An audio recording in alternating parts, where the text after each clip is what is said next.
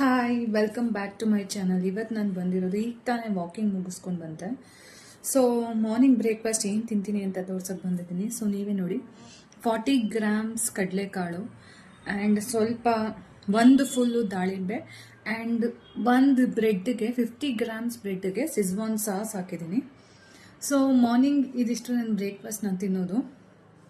So 40 grams ಕಡಲೆಕಾಳಿನಲ್ಲಿ almost 15 to 20 grams protein ಇರುತ್ತೆ.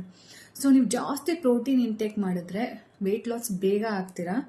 So ನೀವು ಕೂಡ ಯಾರ್ಯಾರು ವೆಯ್ಟ್ ಲಾಸ್ ಆಗಬೇಕು, ನೀವು ನನ್ನ ವಿಡಿಯೋ ಫಾಲೋ ಮಾಡಿ, ಸಬ್ಸ್ಕ್ರೈಬ್ ಮಾಡಿ, ಲೈಕ್ ಮಾಡಿ. ಆ್ಯಂಡ್ ಮಧ್ಯಾಹ್ನ ಏನು ತಿಂತೀನಿ ಅದನ್ನು ಕೂಡ ನಾನು ಹೇಳ್ತೀನಿ. ಮಧ್ಯಾಹ್ನ ಬಂದು ನಾನು ಪನ್ನೀರ್ 150 ಗ್ರಾಮ್ಸ್ ತಿನ್ನೋದು. ಗ್ರಾಮ್ಸ್ ಪ್ರಕಾರನೇ ತಿನ್ಕೊಂಡು ಬಂದರೆ ನಾನು ಆಲ್ಮೋಸ್ಟ್ 89 kgs ಇದ್ದಿದ್ದು 72 kgs ಬಂದಿದ್ದೀನಿ. ನೀವು ಕೂಡ ನನ್ನ ಚಾನಲ್ ಸಬ್ಸ್ಕ್ರೈಬ್ ಆಗಿ, ಲೈಕ್ ಮಾಡಿ for more details. Thank you, bye.